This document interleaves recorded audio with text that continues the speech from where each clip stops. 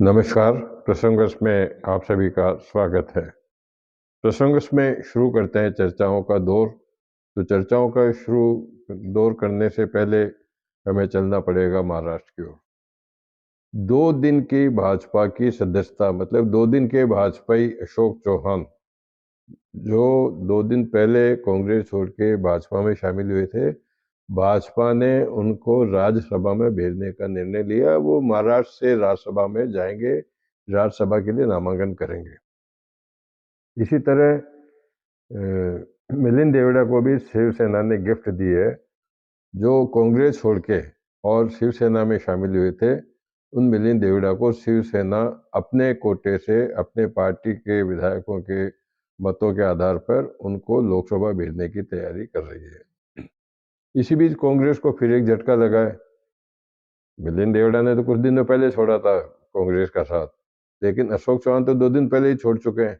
और अब आज जो उत्तर प्रदेश से जो पूर्व प्रधानमंत्री स्वर्गीय लाल बहादुर शास्त्री के पौत्र हैं विभाकर शास्त्री, उन्होंने भी कांग्रेस को अलविदा कह दिया। समझा जाता है कि आज या कल वे भी भाजपा में शामिल हो जाएंगे।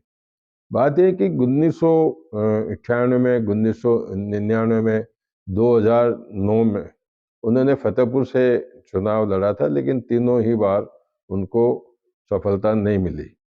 ये बात अलग है, लेकिन अब वे राज्यसभा में भी जा सकते हैं और पार्टी में बीजेपी में भी आ सकते हैं। बीजेपी के बैनर पे अगला चुनाव भी लड़ सकते हैं।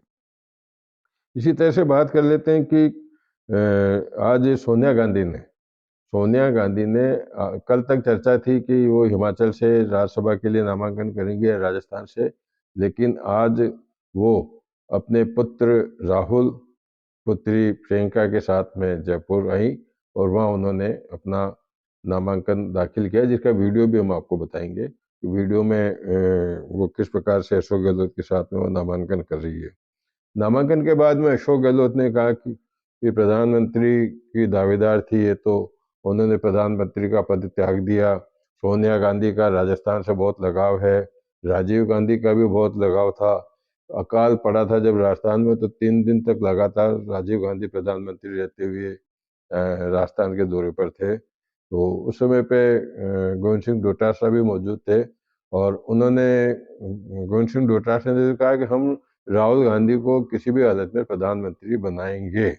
अब राहुल गांधी कैसे प्रधानमंत्री बनेंगे ये डोटासरा जानते हैं, लेकिन चर्चा है कि राज्यसभा से जब राहुल गांधी और प्रियंका गांधी राज्यसभा से नामांकन नहीं कर रही है, तो हो सकता है कि यूपी से ये चुनाव लड़ सकते हैं। राहुल गांधी पिछली तरह ही इस बार भी 2 जगह से, वायनाड से, रमेटी से चुनाव लड़ सकते हैं, लेकिन इसके बारे में भी कई कुछ नहीं कहा जा सकता। रणनीतिकार उनकी रणनीति बनाने में लग गए हैं कि गठबंधन से इनको कैसे क्या सपोर्ट मिलेगा और क्या वो चुनाव वहाँ से लड़ेंगे या कैसे, ये देखने वाला। अमेठी में तो पिछली बार वो हार गए थे, वायनाड से अभी भी सांसद हैं।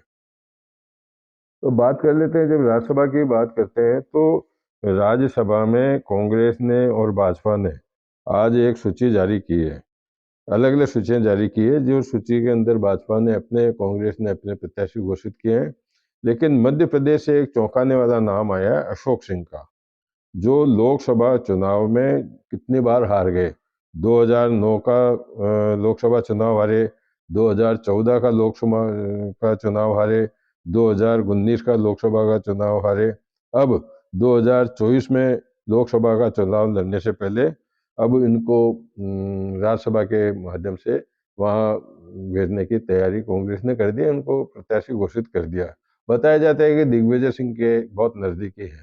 तो अब जिन लोगों को जनता नकार रही है, उन लोगों को पार्टी आगे भेज रही है, तो पार्टी का हर्ष क्या होगा, ये अपने आप में जाना जा सकता है।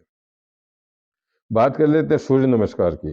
सूर्य नमस्कार को लेकर के और मुस्लिम जो संगठन है, कई मुस्लिम संगठनों ने इसमें विरोध भी किया है इसका। और विरोध स्वरूप हुआ क्या है कि कोर्ट में भी ये लोग चले गए थे। कोर्ट में जाने के बाद में सूर्य नमस्कार के फैसले पर जो आज निर्णय आया है, उसमें मुस्लिम फोरम जो एक संस्थान है उसकी याचिका को कोर्ट ने रद्द कर दिया है।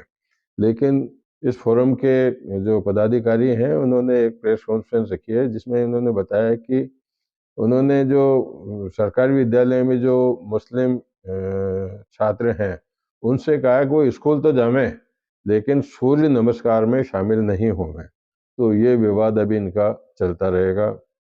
अब सूर्य नमस्कार को लेकर के जिस तरह की ये चर्चाएं चल रही है, क्या उपयुक्त है क्या उपयुक्त नहीं है, सूर्य नमस्कार किस वजह से शुरू किया गया था, ये तो व्यक्तिगत हित के अंदर किया गया था कि सूर्य नमस्कार से क्या क्या उसके परिणाम होते हैं, क्या क्या उसकी सुविधाएं मिलती हैं, किस प्रकार से छात्र लाभान्वित होकर लेकिन मदन दिलावर ने एक मदन दिलावर रोज कहीं ना कहीं वक्तव्य देते हैं। उन्होंने कहा कि नहीं, ये विद्यालयों में ही नहीं है, घर घर में भी सूर्य नमस्कार शुरू होना चाहिए। तो ठीक है जो भी है, लेकिन प्रधानमंत्री की बात करें तो रामलला मंदिर का उद्घाटन करने के बाद में अब प्रधानमंत्री अगर अबू धाबी के दौरे पर है जहां उन्होंने एक मंदिर का उद्घाटन किया जो 27 एकड़ में बना हुआ है और 108 फीट उसकी ऊंचाई है। उस समय उन्होंने अपने वक्तव्य में कहा कि हमें ऐसी सरकार बनानी चाहिए जो भ्रष्टाचार से मुक्त हो। तो ये बात होगी मोदी जी की। मोदी जी 20 फरवरी को जम्मू में भी जाएंगे जहां एक रैली को वो वहां संबोधित करेंगे।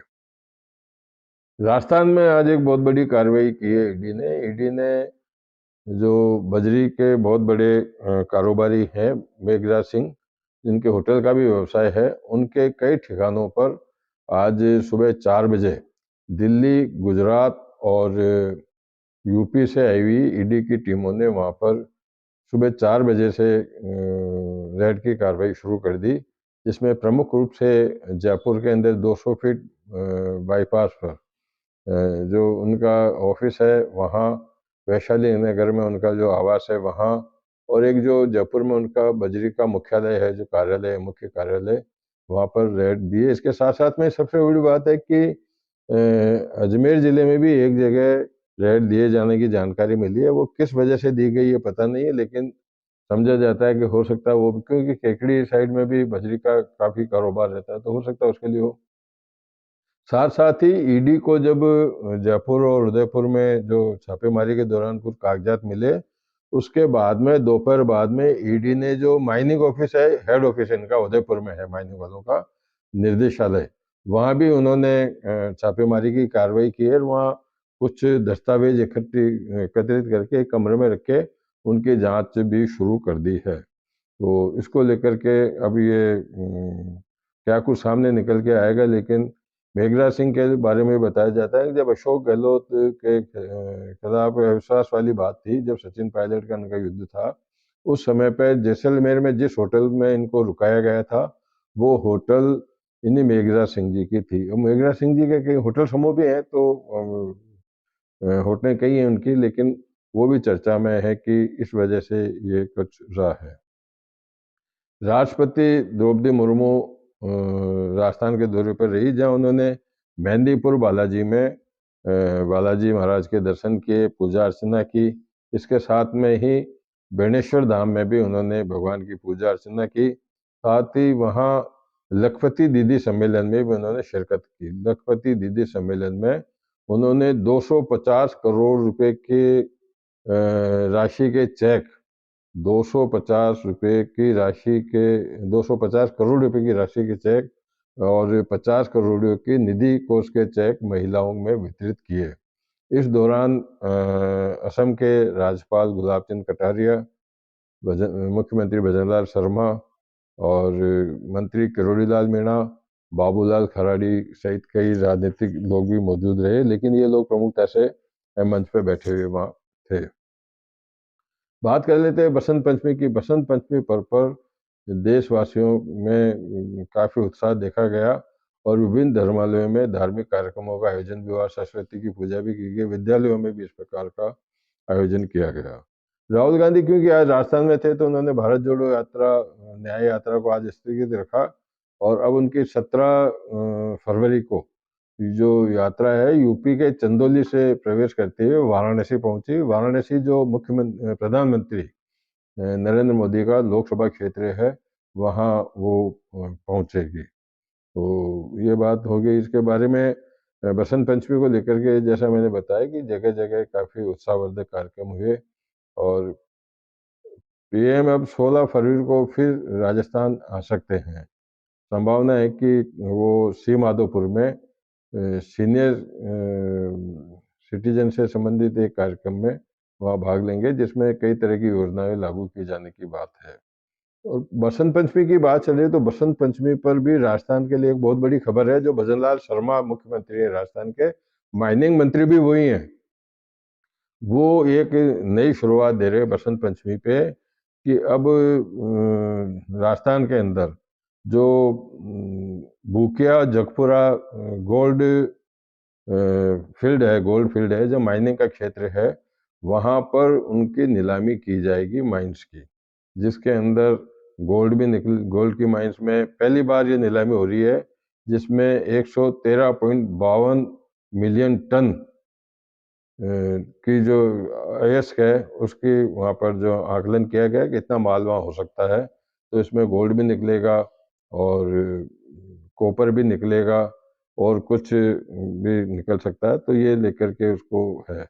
ओम बिरला लोकसभा अध्यक्ष है, वो लगातार, क्योंकि लोकसभा का चुनाव आने वाला है, तो लगातार जो आप उन्होंने कोटा में एक मेमो ट्रेन का उद्घाटन किया। इस दौरान जो मेमो ट्रेन में यात्री बैठे हुए थे, उनसे उन्होंने मुलाकात की, उनका संवाद भी हुआ, और उस संवाद के दौरान उन्होंने क्या कुछ उनसे कहा, मतलब कुल मिलाकर के अब उनका भी ध्यान जो है राज्यसभा सॉरी लोकसभा चुनाव को लेकर के उनकी तरफ। अमित शाह भी आ रहे हैं।